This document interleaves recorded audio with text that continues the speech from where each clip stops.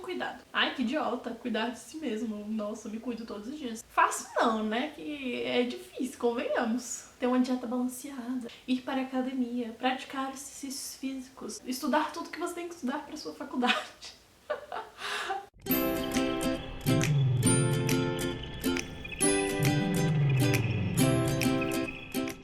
Mas nós não vamos tratar dessa parte óbvia de tomar conta de si mesmo. A gente vai falar sobre o autocuidado emocional, psicológico, mental, em se tratando de opressões, especificamente sobre racismo. Esse vídeo faz parte de uma série de vídeos sobre saúde mental e o vídeo anterior vai estar linkado bem aqui. Eu recomendo que vocês assistam o vídeo anterior primeiro, porque ele dá uma contextualizada sobre saúde mental e racismo. E relembrando de novo que eu não sou da saúde mental, não tenho conhecimentos específicos sobre isso de um ponto de vista acadêmico, profissional. Eu não trabalho nessa área, eu não estudo isso, eu só vivi bastante. Percebe que toda vez que eu gravo esse vídeo, eu não aguento mais. Essas obrigações que a gente tem podem parecer simples, mas elas são óbvias, mas elas não necessariamente são fáceis. O autocuidado que a gente vai falar hoje, que é de saúde mental voltado para o âmbito do racismo, eu acho que não é tão óbvio quanto essas coisas que eu já citei antes e nem fáceis.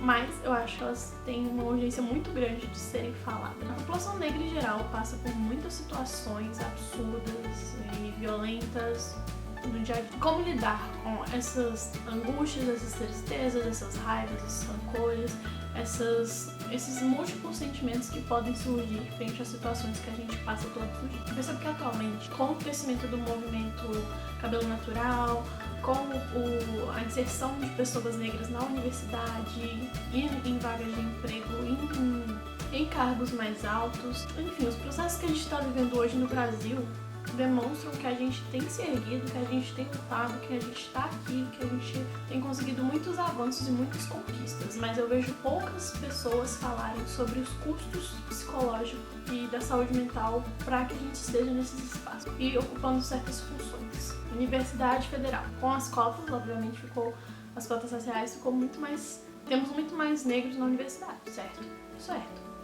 A gente é muito mais encorajado a estar na universidade, certo? Certo. Mas ninguém te prepara para quando você chega ali dentro, a realidade que você convive, como é aquele ambiente, de fato. Você luta para chegar ali, apesar de mil N coisas, mas ninguém te prepara para chegar numa sala de aula e ser o único aluno negro. Ninguém te prepara para chegar em um professor e perguntar sobre como aquele assunto se encaixa com a temática racial e ele não saber responder ou fazer pouco caso, ou simplesmente achar que aquilo não é relevante para o conteúdo que ele está passando. Ninguém te prepara para não ter sequer um professor negro no seu instituto. Ninguém te prepara para que muitas vezes você esteja fazendo as coisas sozinho. O peso de estar sozinho nesses ambientes é muitas vezes o peso de não se sentir parte.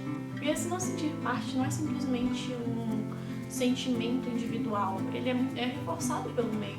Não é simplesmente olhar para o lado e não se ver, o que também é importante, porque a representatividade é importante pra gente saber que a gente pertence àqueles espaços, mas porque é que nem eu disse no vídeo anterior. Se a gente não tem negros entrando na universidade, ocupando cargos de alta patente, de chefias, etc., a gente não está sendo inserido aos nossos pontos de vista nesses cargos, nesses lugares. A gente não está produzindo pensamentos acerca dos nossos problemas, como a gente os enxerga ou sobre nossas perspectivas sobre eles. A gente acaba sendo objeto de estudo, mas nunca agentes da nossa própria história. Tá mudando? Tá.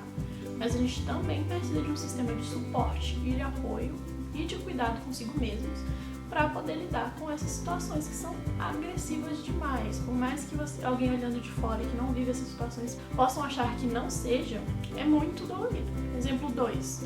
Estar em ambientes elitizados. A universidade já é um ambiente extremamente elitizado, convenhamos. Mas, por exemplo, Shopping Iguatemi de Brasília. As propagandas só tem gente branca. Você chega lá, só tem gente branca, a não ser os funcionários. E quando você é uma pessoa negra no Shopping Iguatemi de Brasília, você é maltratado, você é olhado torto, os seguranças te seguem e as pessoas não te preparam para isso.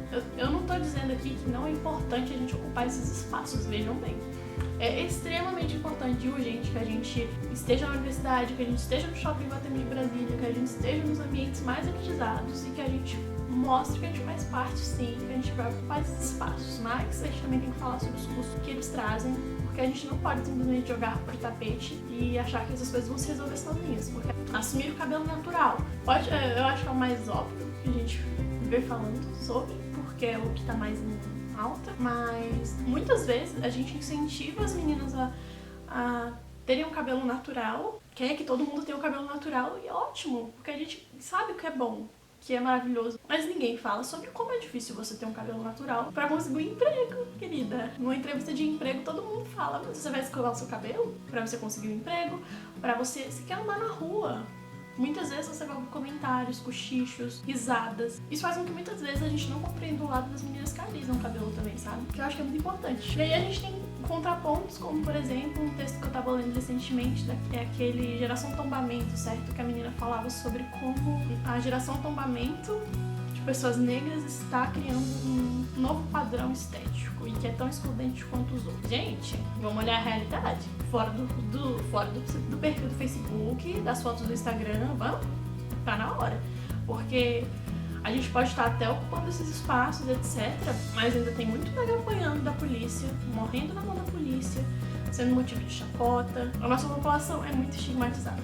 E quando a gente tem uma forma de se impor, mostrar que a gente tá ali, isso é maravilhoso, isso é lindo. E a gente tem mais é que fazer isso mesmo. Só que como a gente cuida dessas feridas, que não é simplesmente um novo padrão, eu tô até com essa expressão, novo padrão, né? Cadê?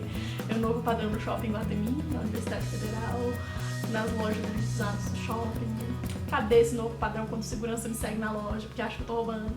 Tô vendo não. Mas, enfim, continuando com o assunto. Como que o autocuidado entra nesse cenário? Eu acho que o autocuidado, ele entra quando você percebe seus limites. Eu senti muita falta de alguém me dizer no passado, me dizer uns 3 anos atrás, quando eu tava passando por uma depressão, de me dizer, você não precisa fazer tudo, você não precisa ser tudo, você precisa se cuidar antes de dar conta dos outros, dessas situações boas que você é colocar. Se a gente não se cuida em primeiro lugar, a gente não tem como lidar com essas situações. A gente não pode simplesmente continuar passando o dia e não prestar atenção em como a gente reage emocionalmente, psicologicamente para essas situações, como elas nos afetam, e até que ponto a gente consegue lidar com elas e o que a gente precisa trabalhar. Por exemplo, eu percebi que como eu tenho ataque de pânico e muito medo da polícia, eu não consigo mais estar em uma coisa que eu amo, que é protesto. Especialmente protestos em que tem muita polícia ao redor. É um autocuidado que eu tenho comigo mesma, por mais que eu saiba que é necessário. E quando eu vou, analisando sempre de longe, primeiro se eu dou conta, estando com pessoas ao meu lado que podem me acalmar se eu precisar, se eu estiver passando por um ataque de pânico,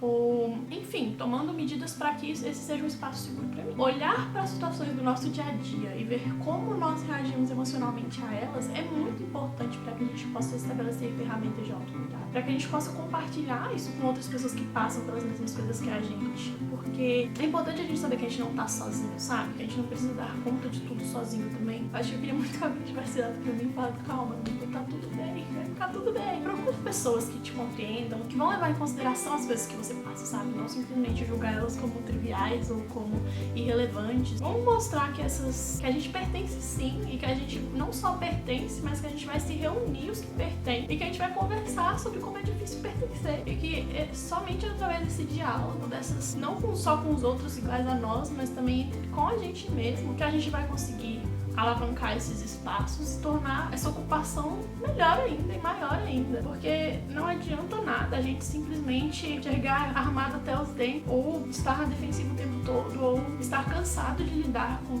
tanta violência se a gente não cuida das feridas que foram feitas primeiro com a gente. Enfim, o que eu quero dizer é, preste atenção nos seus limites, nas suas particularidades, sabe? Nas questões específicas de você, como elas se afetam com as questões de racismo no seu dia a dia, o que você pode fazer para você lidar com elas de forma melhor, mais saudável. E procure ajuda se você precisar, não pare só no autocuidado, ele é importante, ele é necessário, mas há casos em que também é bom.